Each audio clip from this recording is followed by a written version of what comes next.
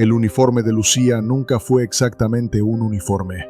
Era una camisa heredada 3 tallas más grande, remendada en los codos con hilo de colores que no combinaban, y una falda azul que había perdido la rigidez del almidón hacía mucho. Los zapatos, con la punta abierta, parecían bostezar cuando caminaba.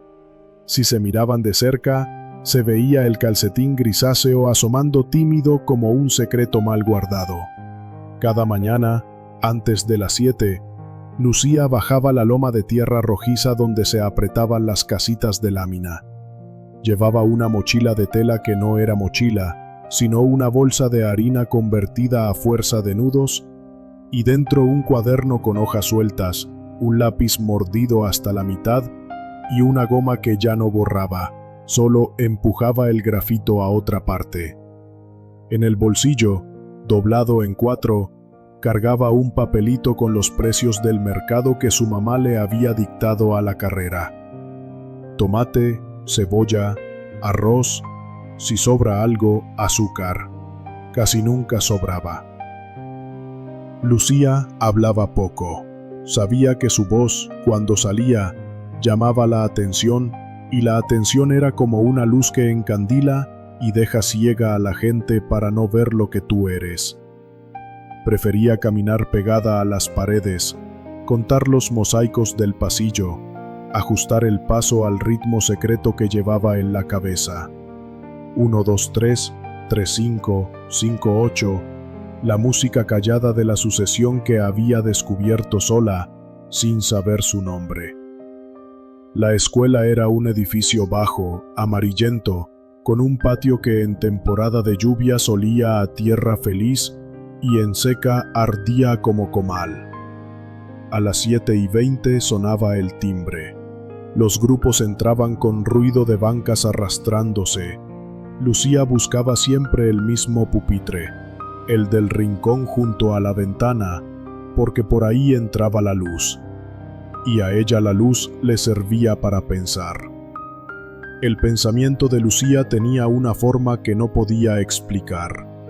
Los números eran colores y los problemas paisajes. El 2 era un azul suave, el 3 un amarillo tenso, el 5 un verde que vibraba como hoja al viento, el 8 un naranja espeso que se pegaba a los dedos. Cuando la maestra dictaba sumas y restas, los compañeros tachaban, contaban con los dedos, mascullaban. Lucía miraba el techo, dejaba que los colores se acomodaran y escribía la respuesta. A veces lo hacía tan rápido que dudaba de sí misma y lo borraba para tardarse un poco más. Le daba miedo que la vieran. La vieron igual. «Oigan», dijo una voz detrás, «la Lucía ya acabó. ¿Qué? ¿Le soplaron los duendecitos?» Se rieron 4, 5. No eran todos, pero alcanzaba. Las risas tienen una forma de contagio que no necesita razón. «Lucía, pásame tu cuaderno», pidió otra. «A ver si copio y al menos saco 5». Lucía cubrió las hojas con el antebrazo, no por egoísmo, sino por instinto. Sabía que si daba su cuaderno, se quedarían con la respuesta y con la burla. Prefería el silencio. Prefería que pensaran que era lenta, si eso la dejaba en paz. Pero ese día no funcionó. «A ver, silencio», dijo la maestra de grupo, la señora Ramírez, golpeando la mesa con el borrador. «¿Quién terminó?» 5 manos levantadas. La de Lucía. «No». «Usted, Lucía, ¿por qué tapa el cuaderno? Muéstreme». Lucía respiró. Levantó el brazo. El cuaderno se abrió como quien abre una ventana. La maestra lo miró unos segundos, arrugó el entrecejo y luego, inesperadamente, sonrió apenas una línea. «Bien», dijo, «solo eso. Bien». La palabra cayó como una moneda en una mesa vacía. Los demás no la oyeron, o fingieron no oírla. En el recreo, cuando Lucía pasó por las escaleras, un pie le trabó el camino. Tropezó. El pan que llevaba en la bolsa de harina se partió en el suelo. Alguien dijo, «Ay, perdón», con un tono que no era perdón. Otro agregó, «Para la rata». Risas otra vez. Lucía recogió el pan, sopló el polvo y guardó la mitad menos rota. No lloró. Tenía práctica de no llorar en público. Se fue al patio trasero, donde el árbol de guayaba daba sombra y el aire olía a fruta verde. Se sentó en el borde del piso y sacó el cuaderno. En una hoja dibujó una cuadrícula con el lápiz mordido. Empezó a llenar los cuadros con números que salían solos, una escalera que subía y bajaba sin caerse. Era su manera de respirar. En casa, por la tarde, el mundo era apretado pero cálido. Su mamá cosía uniformes ajenos con una máquina que zumba como abeja cansada. Su hermano menor, Mateo, se entretenía con una caja de botones. Los ordenaba por tamaño y color. A veces Lucía lo ayudaba a hacer torres de botones perfectas, y cuando Mateo las derribaba de risa, Lucía volvía a construirlas, esta vez intercalando diámetros para que no cayeran. Sin saberlo, hacía cúpulas de equilibrio. «¿Cómo te fue?», preguntó su mamá sin levantar la vista de la costura. «Bien», dijo Lucía, y esta vez lo dijo de verdad. Le contó del bien de la maestra Ramírez, pero no del pan en el suelo. No porque quisiera esconderlo, sino porque no quería agregar peso a la espalda de su mamá. La espalda de su mamá ya cargaba con demasiadas cosas, con las deudas, con las bolsas del mercado, con un cansancio transparente que se le veía en los dedos. Esa noche, a la luz amarilla de un foco que titilaba cuando el vecino encendía su televisión, Lucía se inclinó sobre el cuaderno. Había escuchado en la mañana a los mayores hablar de un concurso regional de matemáticas, palabras grandes que resonaron a lo lejos como trueno. No sabía si era para niños de su edad, no sabía si iban a permitirle ir, pero el rumor la había llenado de una inquietud buena, esa que te empuja a intentar algo que no sabías que querías. Tomó una hoja y escribió, sin borrador, un juego que le gustaba. Escoger un número cualquiera y ver cuántas formas tenía de deshacerse en sumas. Si el número 7 podía ser 1 más 6, 2 más 5, 3 más 4, o 1 más 1 más 5, o 2 más 2 más 3, y así, hasta convertirlo en una lluvia de posibilidades. No conocía la palabra particiones, conocía el latido que hacían en su cabeza. Alguien golpeó la puerta. 3 golpes suaves. «¿Quién?», preguntó la mamá. «Buenas noches», dijo una voz. «Disculpe la hora, soy la profesora Julia de matemáticas». Lucía levantó la cabeza. La maestra Julia era la única que usaba zapatos con suela blanda y hablaba despacio, como quien mide. También era la única que, al recoger exámenes, no miraba primero el encabezado, sino el desarrollo. La mamá abrió, nerviosa, alisándose el delantal con las manos. «Pase, profesora», dijo. «Está un poco desordenado, pero...». «No se preocupe», respondió la maestra, y su voz llenó la sala sin empujar. «Vengo a traerle esto». Sacó de su bolso una carpeta azul. La puso sobre la mesa. «La escuela va a participar en un concurso. Es el sábado dentro de 3 semanas. Necesito permiso para que Lucía asista a unas prácticas y, si se anima, al concurso». La mamá miró a Lucía, después a la carpeta, luego a sus manos. Había en su mirada una mezcla de orgullo y miedo, como cuando uno suelta una cometa y el viento la jala fuerte. ¿De veras cree que...?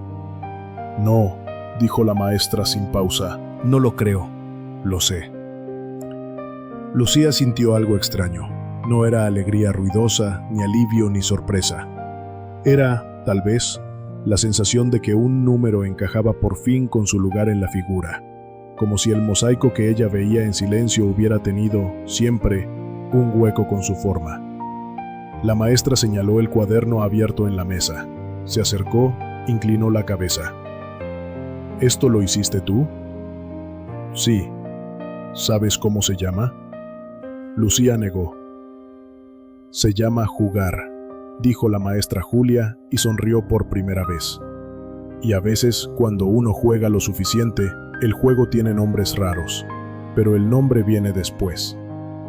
Hablaron de horarios, de transporte, de si la escuela podía prestar un libro, de si la niña tenía algún problema de salud. La mamá dijo que no, que lo único especial era el hambre de vez en cuando, pero que con un pan y un té se arreglaba. La maestra apretó los labios, como quien toma nota sin escribir. Cuando se fue, la sala quedó en silencio. Solo la máquina de coser, implacable, siguió haciendo su música. ¿Quieres intentar?, preguntó la mamá con los ojos brillantes. Lucía no respondió.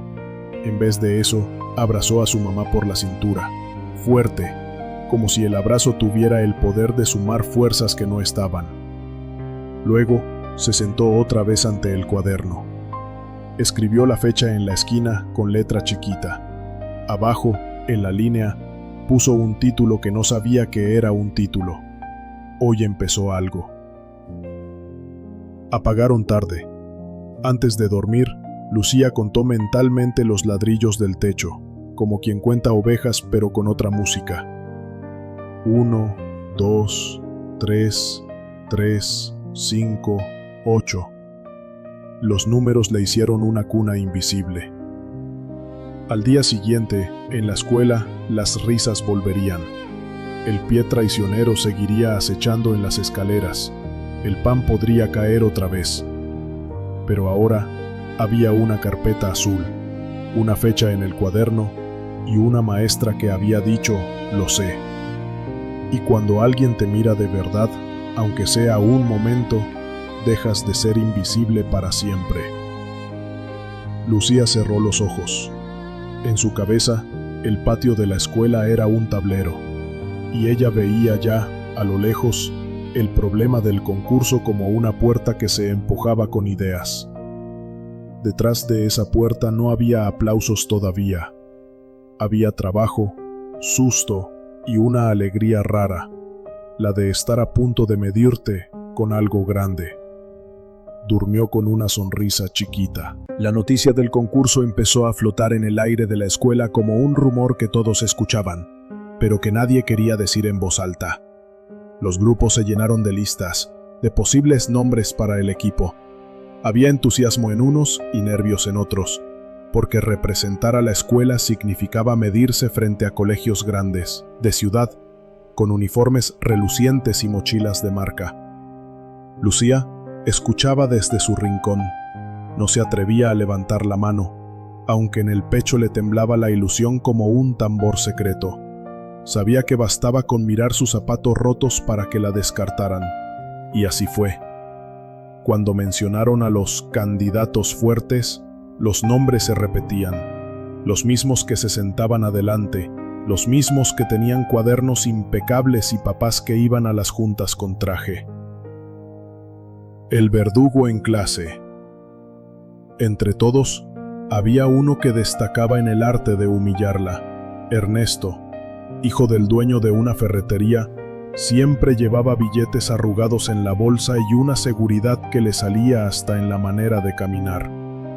Lo llamaban el aplicado, porque respondía rápido en voz alta, aunque muchas veces se equivocara. Eso no importaba. Lo importante era que hablaba fuerte y que todos lo celebraban. Ernesto había hecho de Lucía su blanco preferido. Cuando la veía escribiendo sola en los márgenes, se inclinaba hacia sus amigos y decía con sorna: «Miren, la brujita está escribiendo hechizos, a ver si convierte los frijoles en carne». Las risas llegaban puntuales, como si fueran parte de una coreografía ensayada. Ese día, la maestra Julia entró con una carpeta bajo el brazo. Escribió en el pizarrón una serie de problemas. Eran más largos de lo habitual. multiplicaciones grandes, fracciones complicadas, divisiones de 3 cifras. Ernesto levantó la mano enseguida. «Yo los hago, maestra». «Muy bien, Ernesto», dijo ella con paciencia. «Pasa al pizarrón». El muchacho tomó la tiza y comenzó a escribir. La seguridad con que trazaba los números era tan grande que al principio todos creyeron que estaba bien. Pero pronto se enredó, tachó 2 veces, sudó. El resultado no coincidía. La maestra lo dejó terminar. Luego miró a Lucía. «Lucía, ¿quieres intentarlo desde tu lugar?» El aula estalló en murmullos. Algunos se rieron por lo bajo. Ernesto infló el pecho, convencido de que era imposible que la pobretona pudiera. Lucía tomó el lápiz mordido, bajó la cabeza y empezó a escribir despacio. En su mente, los números bailaban como luces que se acomodaban en su sitio. No contaba con los dedos.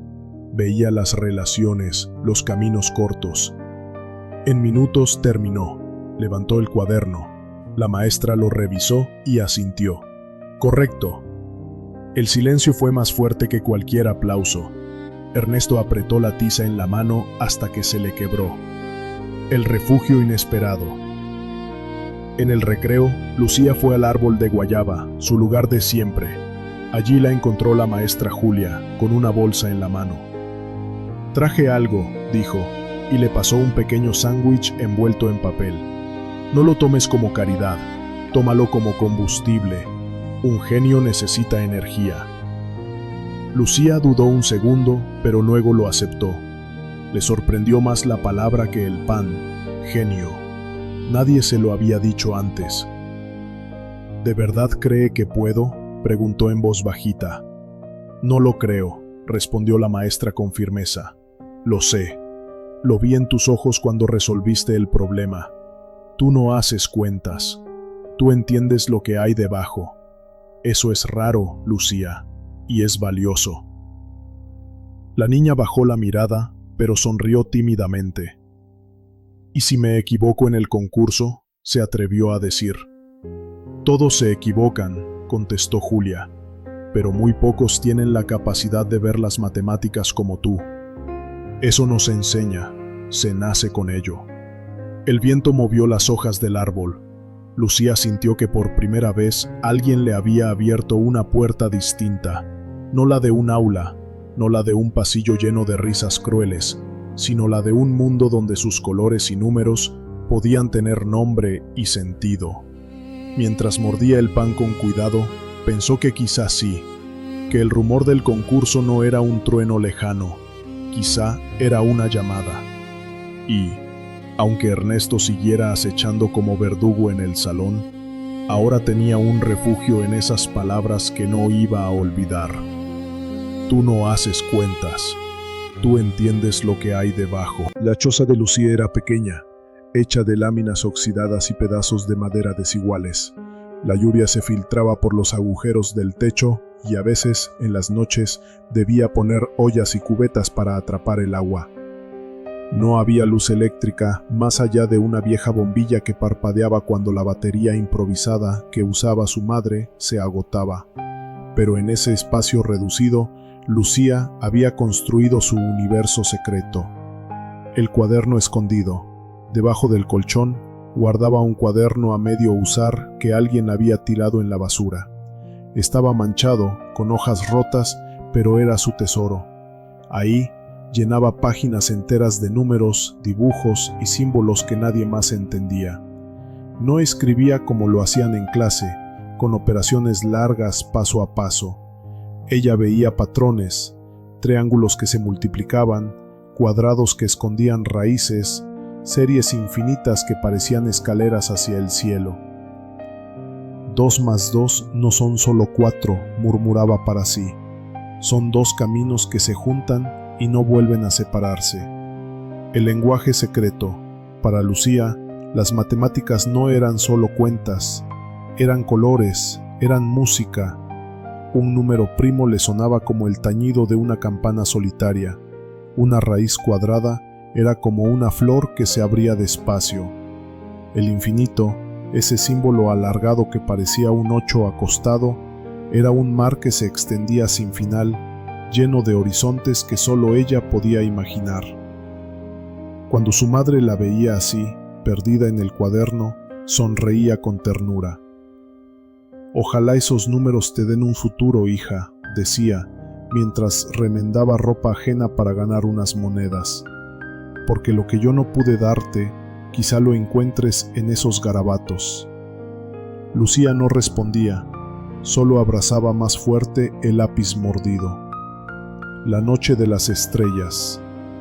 Una tarde, después de un día duro en la escuela, salió al patio de tierra y se echó de espaldas para mirar el cielo. Las estrellas titilaban con fuerza, como si también fueran números bailando sobre la oscuridad. De pronto, empezó a unirlas mentalmente. Descubrió que las constelaciones podían convertirse en polígonos, que había proporciones escondidas en los mismos cielos. «El universo también habla matemáticas», susurró, y sintió que se le erizaba la piel. En ese momento entendió que su don no estaba solo en la escuela, ni en resolver operaciones para impresionar a maestros. Era algo más grande, una manera distinta de ver el mundo, un lenguaje secreto que estaba en todas partes. El descubrimiento. La maestra Julia, que había decidido visitarla un día, la encontró rodeada de esas hojas. Al principio, se sorprendió. No eran ejercicios comunes, eran diagramas complejos, fórmulas que parecían salidas de un libro avanzado. «¿Quién te enseñó esto?», preguntó con asombro. Lucía bajó la cabeza. «Nadie, solo lo veo, como cuando uno sueña». La maestra se quedó en silencio, conmovida. Allí, en esa choza humilde, había descubierto a una niña capaz de entender los misterios de los números como si fueran canciones. Ese secreto, guardado en páginas manchadas, pronto iba a salir a la luz. El concurso se acercaba, y aunque Lucía aún no lo sabía, su mundo estaba a punto de cambiar. La noticia llegó un lunes cualquiera, cuando los niños aún bostezaban en sus pupitres de madera. La directora anunció que la escuela había sido invitada a participar en el concurso regional de matemáticas. Sería una oportunidad de prestigio, solo los mejores alumnos representarían a la institución. De inmediato, la sala se llenó de murmullos. Algunos se emocionaban pensando en los premios, otros calculaban sus posibilidades de ser seleccionados. Lucía, desde su rincón, apretó el lápiz entre los dedos. Quería levantar la mano, quería decir «yo puedo», pero el recuerdo de las burlas la ató al silencio. «La resistencia de siempre, obvio que yo voy a estar en el equipo», dijo Ernesto, el mismo que siempre la hostigaba. «Si meten a Lucía, seguro quedamos en ridículo». Las risas fueron como cuchillos. Lucía bajó la mirada, sintiendo ese calor en la cara que tantas veces había aprendido a disimular. La profesora Julia, en cambio, lo notó todo. Su voz cortó el ambiente. «La elección no será por simpatía, sino por capacidad. Haré una prueba y los mejores resultados definirán quiénes van. La prueba oculta». Esa tarde, Julia repartió una hoja con problemas que parecían imposibles. Los alumnos se retorcían en los asientos, borraban y volvían a empezar. Ernesto sudaba. Lucía, en silencio, llenó su hoja de patrones y símbolos. No copiaba pasos convencionales. Sus respuestas eran caminos diferentes, pero correctos. Cuando entregó su hoja, Julia la miró con complicidad. Al corregir, los resultados hablaron solos. Solo Lucía había resuelto todos los problemas, algunos incluso con soluciones más elegantes que las del manual de los jueces. La decisión. El viernes, Julia anunció el equipo. Ernesto, por sus buenas notas regulares, y Lucía, por el resultado perfecto. El salón se congeló. Ernesto gritó indignado: «¡Eso es trampa! Seguro la profe la ayudó». Julia se puso de pie. «Basta. Lucía tiene un talento extraordinario y lo demostró. Ella irá al concurso». Lucía sintió una mezcla de orgullo y miedo. Todos la miraban, unos con desprecio, otros con asombro. Por primera vez, su secreto ya no estaba oculto en un cuaderno bajo el colchón. La chispa de esperanza.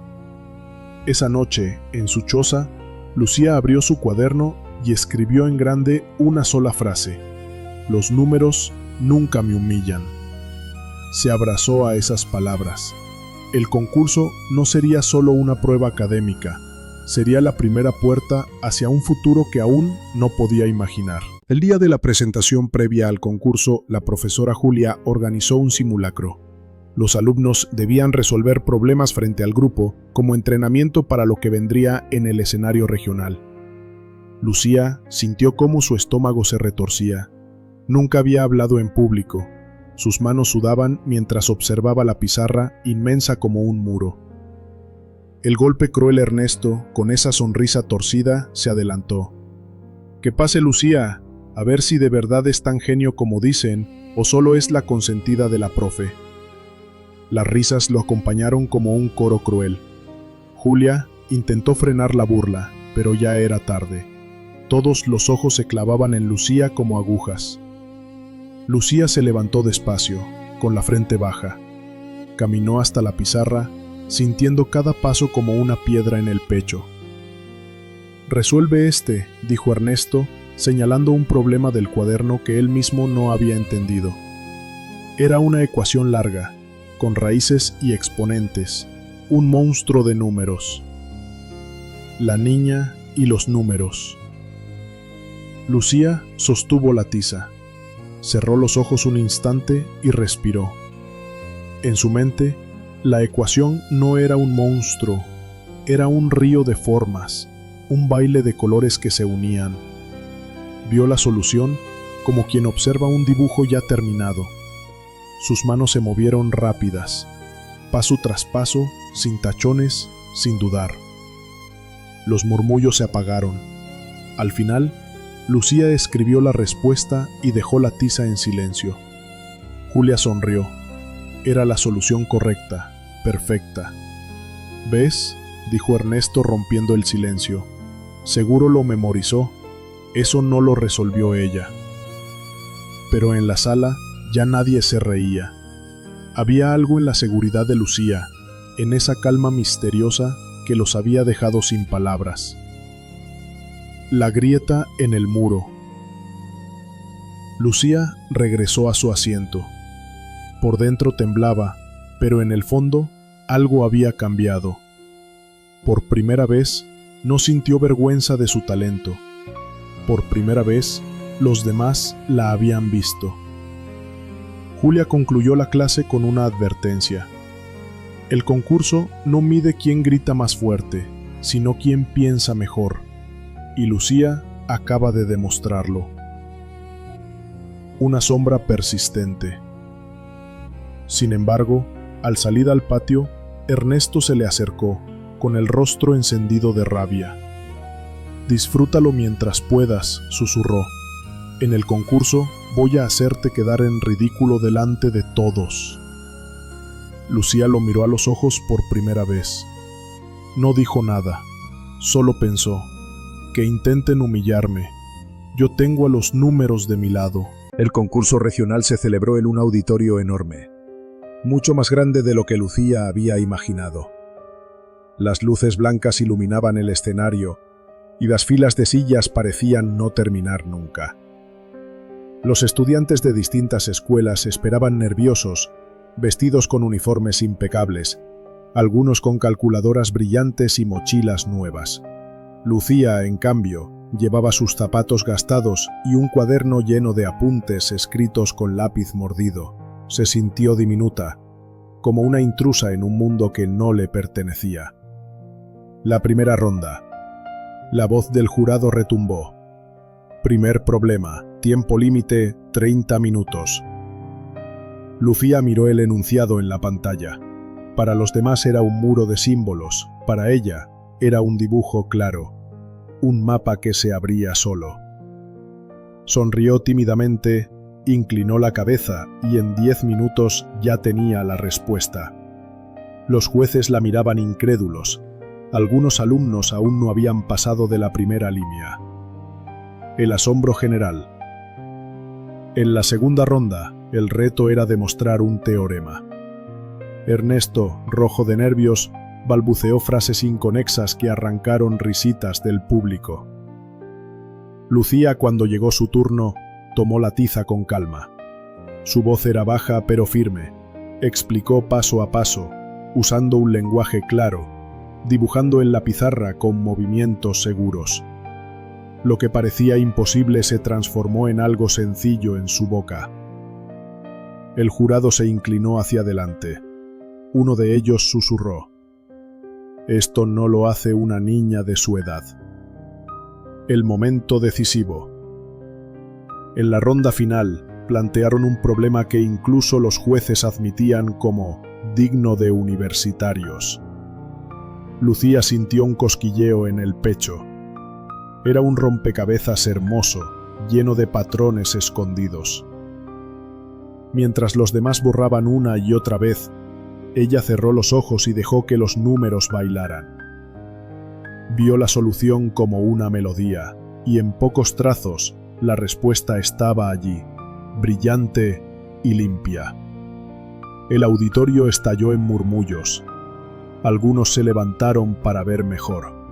La niña pobre, la invisible, acababa de resolver lo que nadie más podía. El reconocimiento.